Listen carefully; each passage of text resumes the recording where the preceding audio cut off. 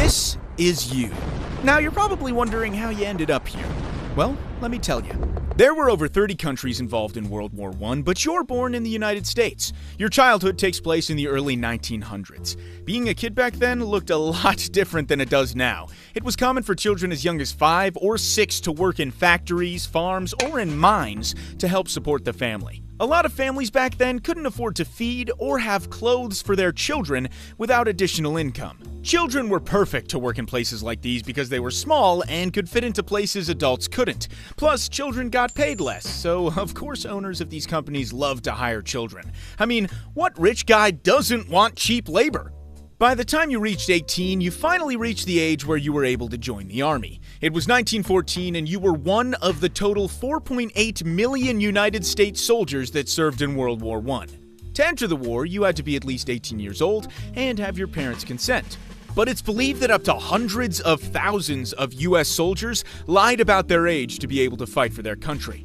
In 1917, the US officially had their first draft. Men had to be between the ages of 21 and 31. 1 year later, on June 5, 1918, the registration was for men who had just turned 21 the year before, and only 2 months later, the draft expanded for men between the ages of 18 and 45. By the time it was all said and done, 72% of all US soldiers that served in World War I were from the draft. Imagine being on the couch eating chips watching TV one day, and the next day, bullets are flying over your head. Yeah, it wasn't very fun to be drafted. Luckily, you and me don't have to worry about any of that. Or at least, I hope not. The life expectancy of a trench soldier might be the lowest I've ever seen. After being assigned to fight in the trenches, you could assume you would live for, 6 weeks. Yeah, you heard that right. 6 whole weeks. So just know if you're ever told to fight in the trenches, you might as well just get your will ready and say goodbye to your mom.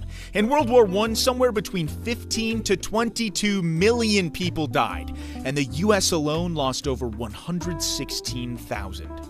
After you joined the army, you underwent basic training, which was physically demanding. Training often took place in camps or military barracks, and soldiers were taught how to march, shoot, and handle weapons.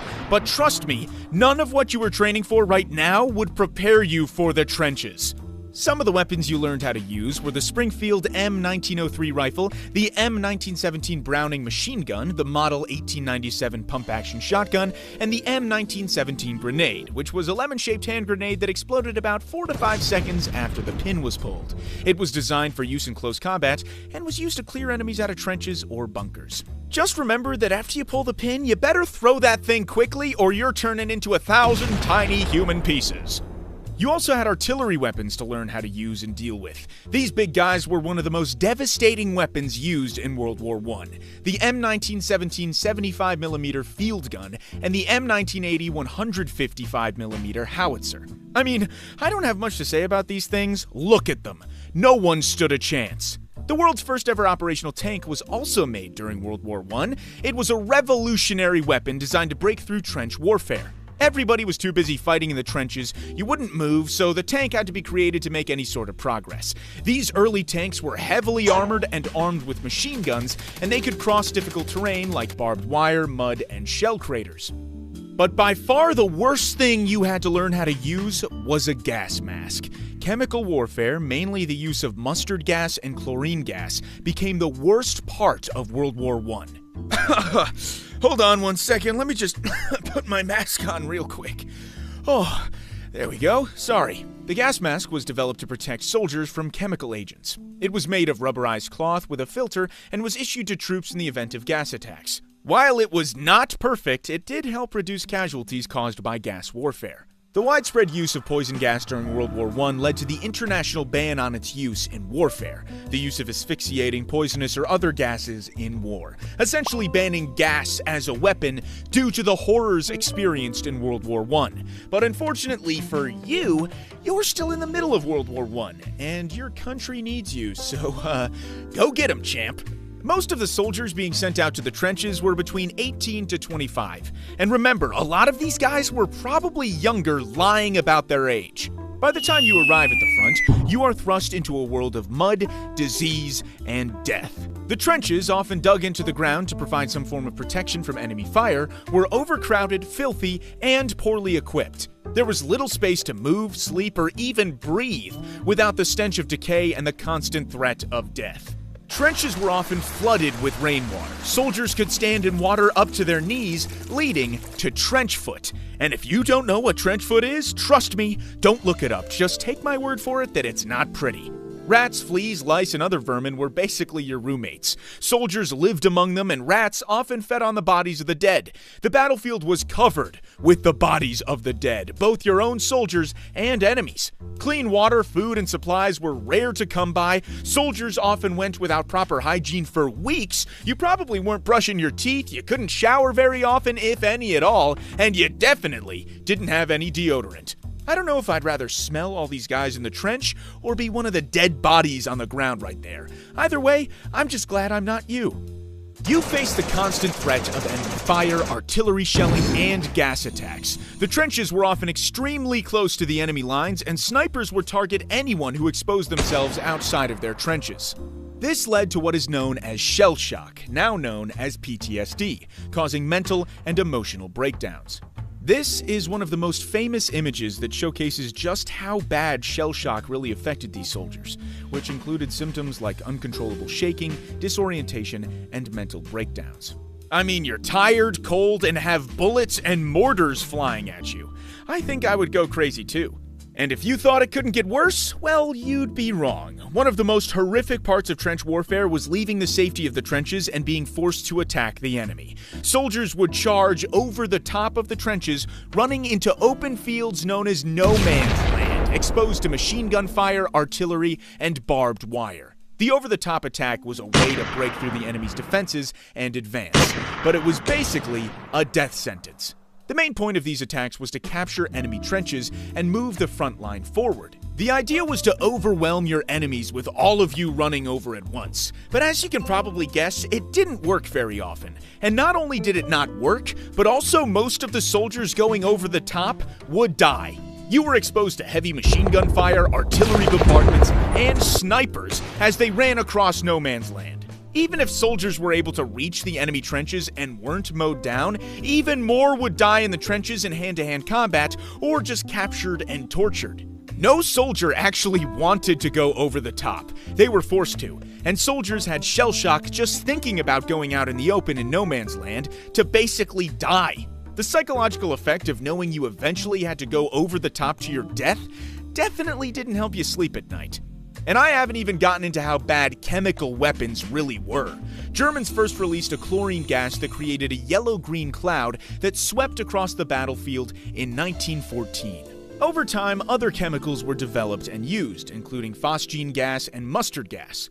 Chlorine gas caused severe irritation to the respiratory system, leading to coughing, choking, and suffocation. Exposure could damage the lungs, causing death by drowning as the lungs filled with fluid. Phosgene gas was even more deadly than chlorine. It caused damage to the lungs, leading to fluid buildup and suffocation. The effects of phosgene exposure were often delayed for several hours, meaning soldiers might inhale the gas and not realize the full extent of the damage until it was too late. Many victims died a slow and agonizing death from suffocation, and mustard gas, also known as sulfur mustard, was one of the most notorious gases. It could cause blistering of the skin and mucous membranes, including the eyes, nose, and throat. It could burn soldiers alive, leaving them with horrific blisters that took weeks or months to heal. Exposure to this could lead to blindness, permanent scarring, and damage to the lungs, often resulting in long-term respiratory problems. The worst part about mustard gas was that it could linger in the environment for days, especially in wet conditions, making areas hazardous long after an attack had ended. The goal of chemical weapons were aimed at breaking the stalemate of trench warfare by creating fear, disorienting soldiers, and forcing them out of their trenches. Soldiers were always worried about chemical attacks. Unlike artillery or bullets, chemical weapons could be released in ways that were hard to predict. Gas clouds could blow across no man's land, and soldiers would often have little or no time to prepare. When gas attacks occurred, it was common for soldiers to panic and scramble for gas masks or seek shelter. You and other soldiers knew that exposure to gas could lead to agonizing death or permanent injury. gas masks became a huge part of your equipment. However, these masks were not foolproof and could be uncomfortable, difficult to wear for extended periods, and sometimes ineffective against the more deadly gases. Soldiers who were unable to get to safety or were trapped in a gas attack without a mask often suffered the worst deaths imaginable. About 1.3 million people were affected by chemical weapons during World War I, with over 90,000 deaths attributed directly to gas attacks.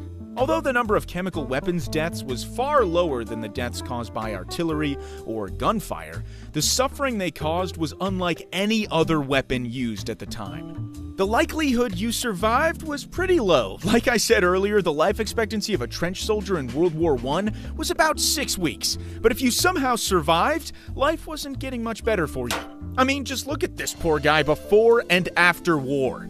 Soldiers returning home often struggled to reintegrate into normal life. Many returned to broken families, disconnected from loved ones who couldn't understand the trauma and all the damage the war had done to you. The horrors of the trenches had changed you, and the world you returned to seemed strange and difficult to adjust to. A lot of soldiers struggled with unemployment, homelessness, and societal neglect.